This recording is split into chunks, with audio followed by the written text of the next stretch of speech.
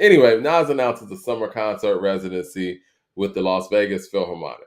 The 2 weekend affair is set to take place during the NBA Summer League. Nas is headed back to Sin City this summer with the return of his critically acclaimed residency, Nas Illmatic. Okay, live along with the Las Vegas Philharmonic. Following the overwhelming success of last year's show, the Queensbridge legend is set to light up the Encore Theater at Wynn Las Vegas once again with the second round of orchestral infused performances that blends rap's golden era with the grandeur of classical music. So is he going to be doing just Illmatic? Let me know in the chat, guys. This year's residency will include 5 special performances scheduled to coincide with the NBA Summer League, making it a must-attend event for fans and music and basketball alike. That's what we like, right? You know what I'm saying? Actually, it's saying that the tickets are starting at $69.99 plus fees. That's crazy. Nas will kick things off July 9th with additional shows on July 11th, 12th, and before wrapping the run with 2 closing performances July 18th and 19th. All concerts begin at 8 o'clock, and the tickets go on sale Friday, May 2nd, a couple days ago, at 10 a.m.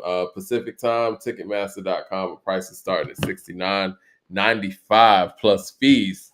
Yeah, that's something you got to check out. And even if he is just doing Illmatic, I guess I wonder where him and Primo's album fits in that mix, or maybe it doesn't fit in that mix at all.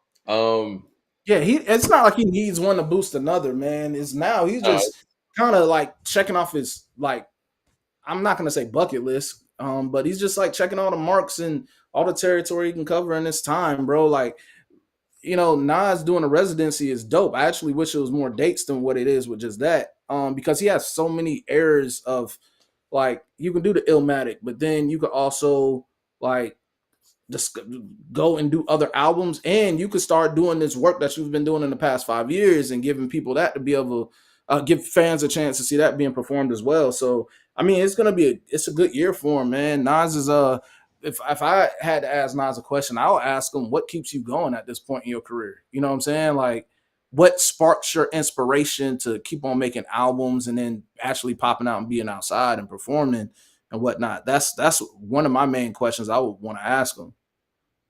Well, he's going to be at the Essence Festival as well. That's going to be July 4th to 7th. He's scheduled to perform at the Essence Festival of Culture in New Orleans, July 4th through 7th. First wave of performers include Boyz II Men, Maxwell, Master P, Glorilla, the Isley Brothers, and Summer Walker have been announced. So, yeah, it's going to be interesting, man. I think that the new music might coincide a little bit more with that. I think the Vegas residency, and maybe correct me if I'm wrong in the chat, might be one of those things where it's like for the fans that didn't get a chance to see the first residency when he performed Illmatic with the orchestra, you get a chance to see it at this point as well. It's amazing to be able to, like you said, have your classic catalog that you can consistently perform and consistently lean on, and still have new music in the chamber as well. And I think, to answer your question, I mean, it sounds like the love of music is what keeps someone like that going, because many artists, when they get to this point in their career, they're going out there just kind of reliving the glory days with their older music, which is awesome too, because music is a time capsule, and it's supposed to be one of those things that takes you to a place, takes you to a time, the artist as well. And to be able to go out there and still give new music at the same time while you're doing these things, it's a beautiful feat. It's an incredible feat.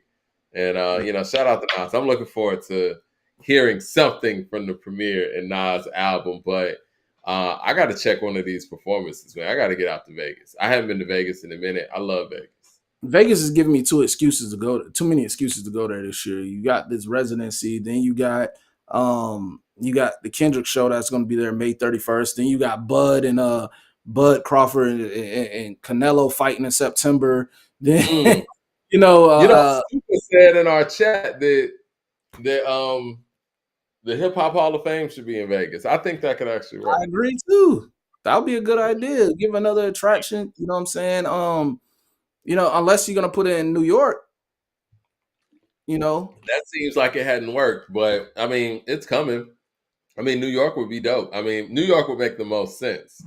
But if you New York, can't do it in New will York they or be LA, will it be objectively would it be objectively yeah, placed in New York though when it comes down to that? Like would it yeah, be that's a the whole thing. hip hop or would it be more of a highlight New York artist? So maybe it Exactly. I does think need to be that's the neutral. thing too.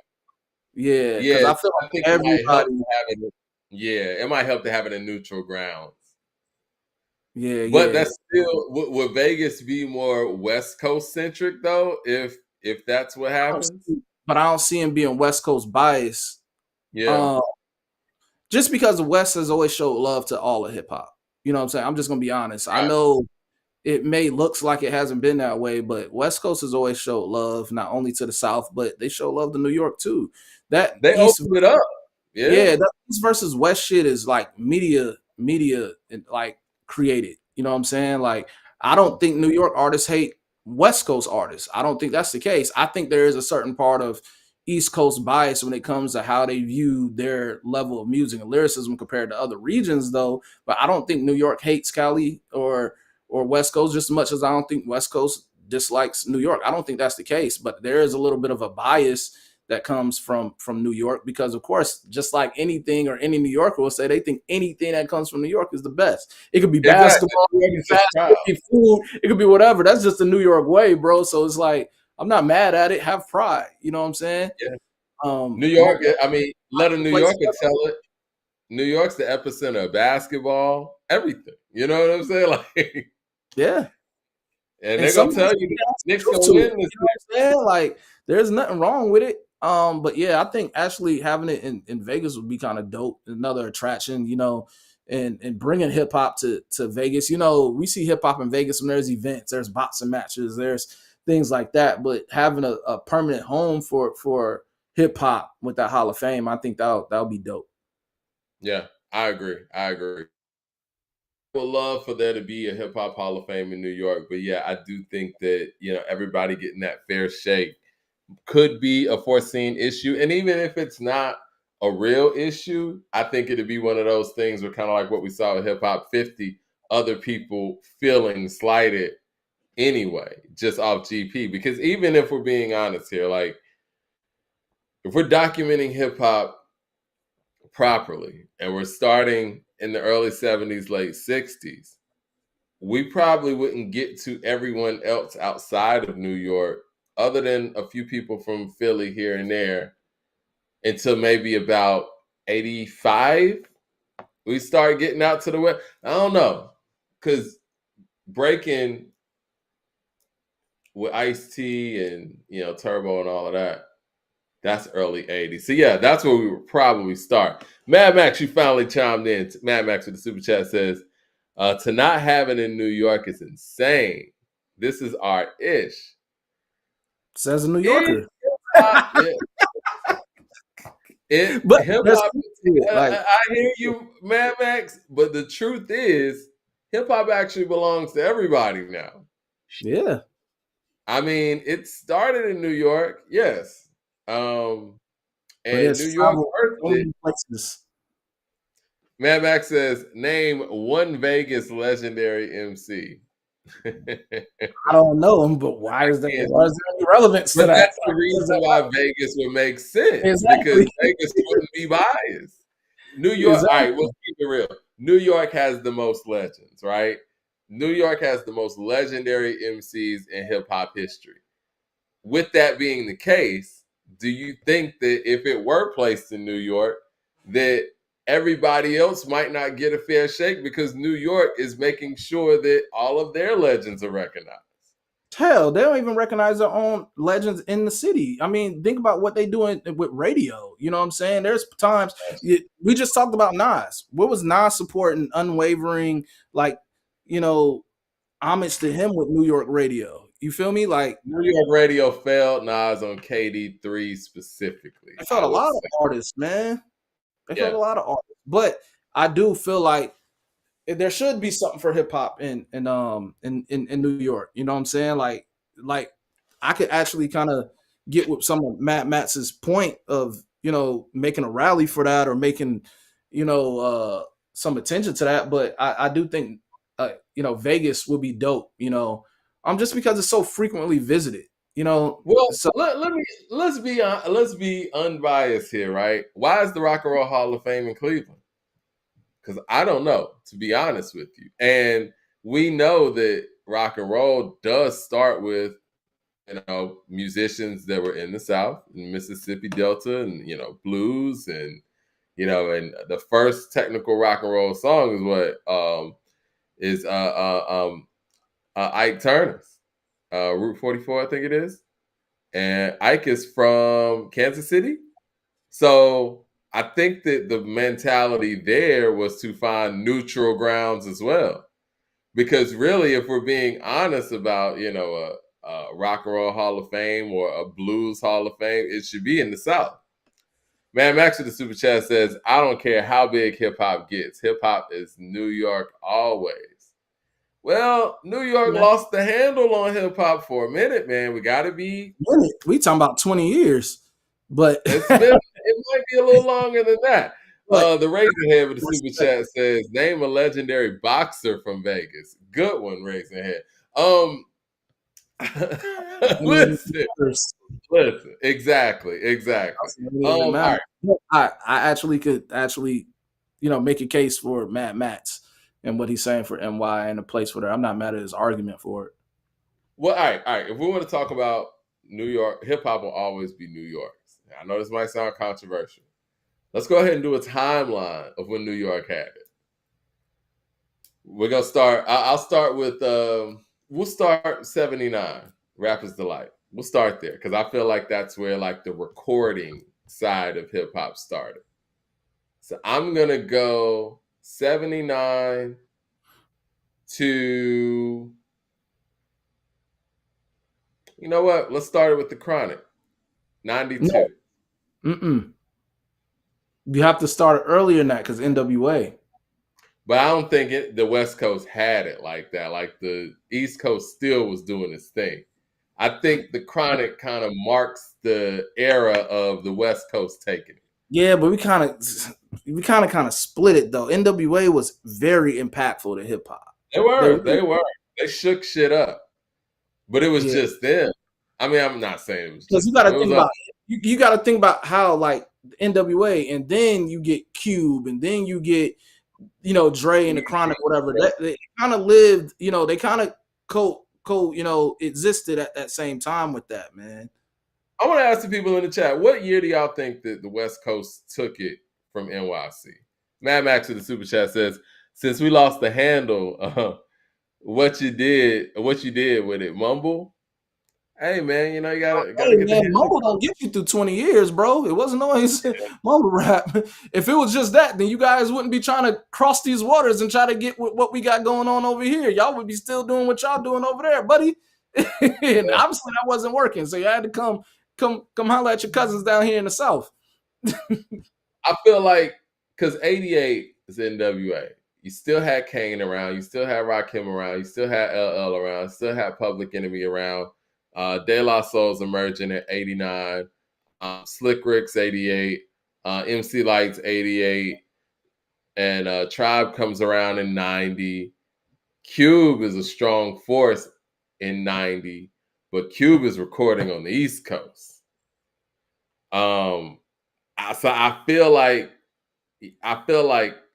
92 is when the West Coast just took it, and the East Coast didn't really have an answer for it until maybe 97. That's why I get 92 to 96, the West Coast. Because they even have to say they coexisted, because you even have to consider that Pac and Big moment. It's like it was coexisting. Pac was huge. Pac was huge. No, I'm not. I'm waiting until I'm saying until Pac died, because even when Biggie was there, from an East Coast commercial standpoint, Big was kind of going against the West Coast alone. Yeah, you know what I'm saying? Like Mhm. Snoop, Dre, and Pac were huge. Like that whole Death Row, big three, if you will, like was bigger than everything in hip hop. And I love Nas, I love Wu, but we're talking about from a commercial standpoint and who was selling all the records and who had all the radio play. That was the West Coast. Death Row as a rap label was bigger than Bad Boy as a rap label, as they should. They had Snoop, Dre, Pot, Dog Pound, Rage. You know what I'm saying? Like Nate Dogg. They did the Above the Rim soundtrack. They were everywhere. Christopher Hogan with the super chat says, if hip hop only starters in New York, it would be a niche genre. It wouldn't be as big as it is today. Respect to New York, I though mean, I that's fact. love all regions. I agree with that. I will That's fact. say this. I think, in my personal opinion, I'm glad we've gone on this tangent because people seem like they got a lot to say. I think that the West Coast is what really started to commercialize hip hop from a radio play standpoint. I think that when it came down to showing that hip could sell a bunch of records, that starts with MC Hammer, who again is West Coast. But if we're not counting Hammer, that starts with NWA. That starts with Dr. Dre and Snoop. It does. I mean, that's facts. I mean, Until Biggie even Slight says and it Puff on came his in the game. album. Yep. Yeah.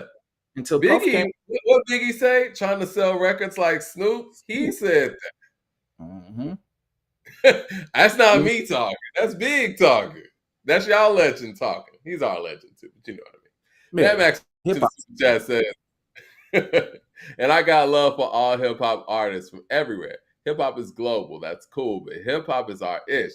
We bleed this in ways that no other region does. A lot of you didn't do much for hip hop 50, but was mad at New York hip hop 50.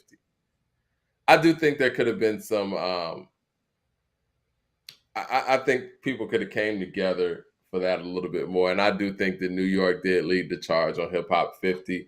But even when you talk about Hip Hop 50 in that way, other regions felt like the Hip Hop 50 celebrations were very New York centric anyway. Yeah, because where's your Uncle Luke's? Where's your Ghetto Boys? Where's the Goody Mobs? Where's the where's the Cubes? Where's the Snoops? Where's like, come on, man! Like, there's so many eras, so many people that made it possible for certain things to happen. Like I always say, give love to Uncle Luke for what he fought for, and he just had a street named after him. And Scarface, presented him with that and all that stuff. But Uncle Luke, we have him. Then you have like MC Hammer, the West. Like, people say what they want about the West, but MC Hammer had, he did that. He did it. But it's like how you said, if it stayed in New York, it would be niche and it wouldn't be to hip hop making it this far. If it was niche, it stayed in New York, it would have been like a fad. It would have been like it comes in, it stayed, had a good moment, and we'll be talking about it like disco. In order for hip hop to get to the place where it's at now, it had to go through these other regions and have other people take it and carry the torch and be innovative and creative from their spaces. Yeah, because it gave everybody different sounds. I think that that's why we've gotten one sound over the past 10 years because we don't really have regions anymore. You know what I'm saying? Like when the West Coast came and did what they did, they changed up the sound, which probably inspired, not probably, I know it inspired some East Coast artists to do some different things with what they were doing, which inspired the South. I mean, the West Coast directly inspired the South. I mean, you can hear the NWA influence on Memphis hip hop. And obviously, Memphis influenced Atlanta. And obviously, when it comes to Miami bass, that influenced Atlanta as well. So Atlanta kind of developed some of its own stuff. The Raisin Head with the super chat says, trying to sell records like Snoop. Oops, right. Raisin Head also says, New York doesn't support Nas, which is sad. Well, see, that's the thing, too. I love New York, and you guys have so many legends. I wish New York supported New York in the way that it used to, and maybe these other regions wouldn't be overtaking things. Because whether you feel like the region is making quality music or not, one thing about Atlanta, the Bay, Houston, they're going to support their artists. Yeah. whether their shit is trash or not. And I know this from working in Atlanta radio. Like they're gonna support their artists. New Orleans too. Mad Max to the super chat says, have your own celebrations like we did. Like we did. You But we didn't. do, and that's why hip hop has been outside of New York for the last 20 years. It's I like don't that think SpongeBob yeah. meme when SpongeBob and Patrick. I mean, when Squidward's looking out the window and you see Patrick and SpongeBob running outside. That's New York throughout the last 20 years. Looking out those blinds and seeing all those other regions coming out to play. It's unfortunate, but that's been the case, bro. Why Well, I y'all mean, and depending on Casanat to keep y'all up. look, man, 50 Cent kind of blurred a lot of lines in the region too, man. He was the biggest out of New York and showed New York that you didn't have to be from New York to be the biggest. What 50 went out there and did was he reached out to other regions and became the biggest in New York. And I think that was a culture shift in itself. Free with the super chat says, we do still have regions. If anything, hip hop has been extremely regional since 2019. They just struggle to go national. Okay, I can see that. So a lot of the regional stuff just Regional doesn't go sound doesn't national. make it to the national base. Yeah, Gotcha.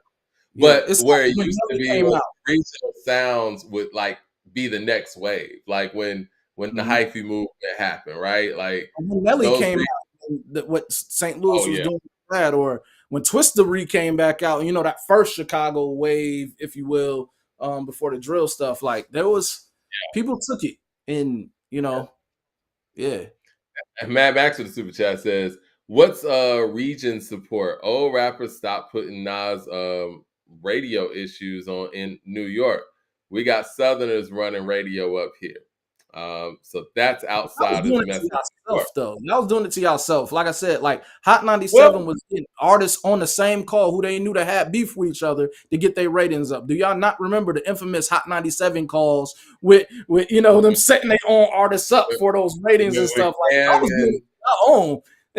And with Cam it's and funny because it's 50, not it it's was not yeah. Southern people, man. Y'all got who Ebro's from the West Coast. That's y'all people Ebro that is let from West. Ebro get to that position. You know what I'm saying? Well, Like again, Michael that was Anderson. going to be my question. And Yeah. listen, I don't want to sound like I'm knocking Ebro because I'm being real, and this not even being political. I respect Ebro. Ebro knows his stuff. He's great at his job. But Mhm. I never understood how New York allowed, somebody from the West Coast to come over and basically run New York radio and would debate New York artists about what they should be doing to get on New York radio. Like I remember him going back and forth with Buckshot about why or what he needs to do to get on Hot 97. And I'm like, when did this happen?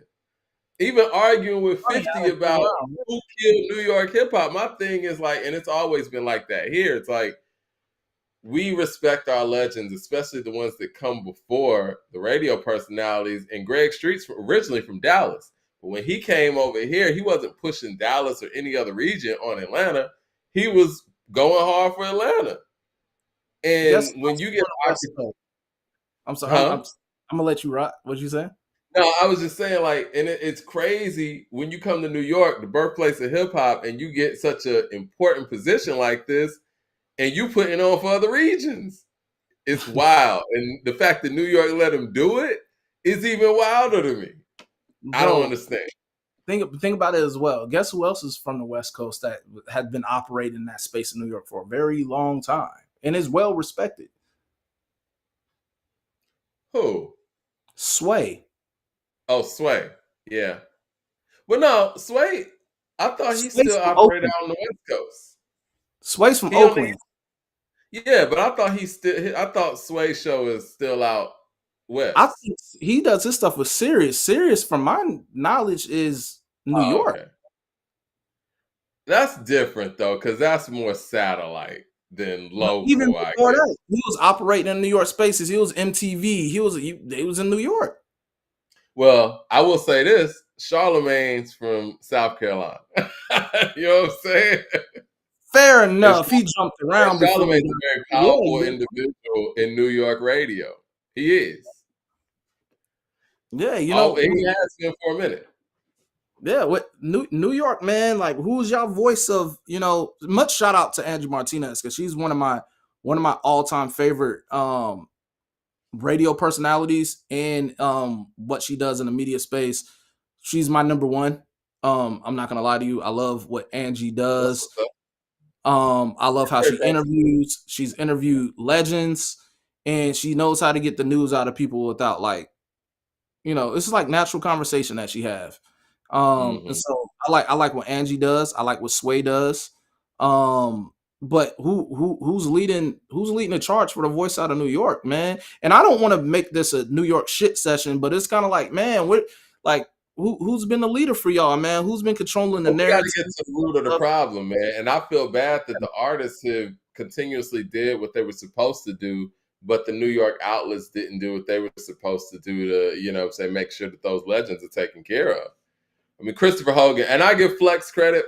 Flex tries to a certain degree, but I Mm. remember when Star got on Flex's show, and I guess that they don't New Yorkers, and you can correct me if I'm wrong, Mad Max. Y'all don't really consider the Griselda guys New Yorkers because they're from Buffalo. But Star was like, "Yo, why ain't y'all playing Griselda? Like y'all playing, y'all playing Glorilla, and y'all not playing these Griselda guys." And hey, and there was no real answer for it. It was like, we'll get them up here to freestyle. I was like, nah, play their record. Christopher Hogan with the super chat says, "That's a lazy take, Mad Max. Hip hop is loved in all regions. New York just thinks the way we honor hip hop isn't to their standards." I mean, True, there's a man. truth to that. I mean, like one thing I can never take away from New Yorkers is their pride, man. If there's Yeah, anybody that I'll put on the top, like number one as the most prideful people, you gotta give that to New York. But show that appreciation for your if y'all show that appreciation to it when y'all going against everybody else. But what y'all do with yourselves to prop up your own, man, what are y'all doing, bro? Like New York well, they is fight amongst each other from borough to borough. yeah, man, there's so much rich history in hip hop with NY, but to see that NY has kind of been out of the dominant space of hip hop for 20 plus years, it's kind of like, what's up, man? Because we loved y'all And it's too. not Because a like talent, before man. it took to these other regions, we were listening to New York hip hop. We can't All act of like us, we weren't. All of us was. So it's all not of like we us, want to see West y'all Coast, fail. everybody. It's kind of like us kicking y'all in the ass and be like, hey man, what y'all doing? What's up? Y'all Even stop even when tumbling you talk about the hopscotch thing and the shit that y'all the TikTok dance or whatever. Stop doing that shit. Go do some stuff. Like go. Even when we talk about the Miami bass stuff, man, that comes from Planet Rock. You know what I mean? Africa Bambaataa and the Zulu. I mean, it does. Matt Max with the super chat says nobody's saying that other regions don't love hip hop. If you put a Hall of Fame anywhere, it's New York. All right. Like I said, I'm not mad at his take on that. Well, we You can know. leave it there.